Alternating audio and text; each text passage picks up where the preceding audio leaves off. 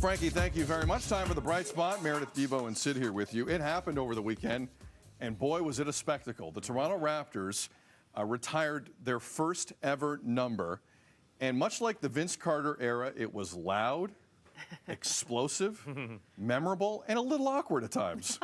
But at the end of the day, it was Vince. And Vince Carter's number 15 was retired. Here are some of the visuals from Saturday. This happened at halftime of the Kings-Raptors game. You can see how much it means to Vince. At his height, he was Michael Jordan in this city. When he left, it wasn't great. However you want to remember it, to quote Vince in his speech, that banner is all of us going up, is what Vince Carter said. And with his family in tow, he could not contain his emotions. A lot of former teammates were there. From what I can tell, I wasn't there Saturday. The arena were very positive towards Vince, towards this moment. And he had a press conference before the game where he spoke about a lot of things. And I got to give Lindsay Dunn of City News credit. She asked him the question that led to the response you're going to hear about having his family there with him. Take a look. It's been fun, especially this little dude. Yeah, you.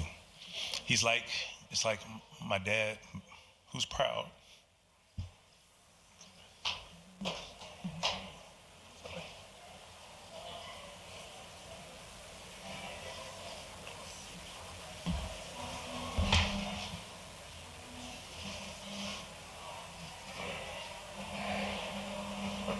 I know it's my day, but you've heard me say it a couple of times, and I'm gonna keep saying it, and you're gonna hear it again tonight. This is our day. Look, DeMar DeRozan's going to have his day one day. Kyle Lowry's going to have his day. Other numbers will go up. I think it's very appropriate that number 15, Mayor, was the first, because pound for pound, on talent alone, they've never had a player this good in the franchise's existence, and I think it worked out. It was quite the night. Look, it changed basketball in this country, period. It changed the reputation of it. It changed the success of it.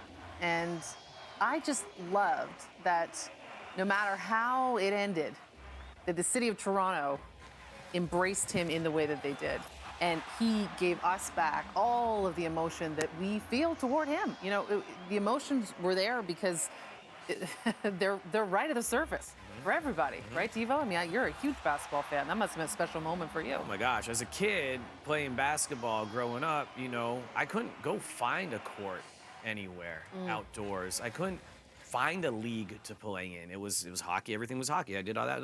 But basketball was put literally on the map across this country because of number 15.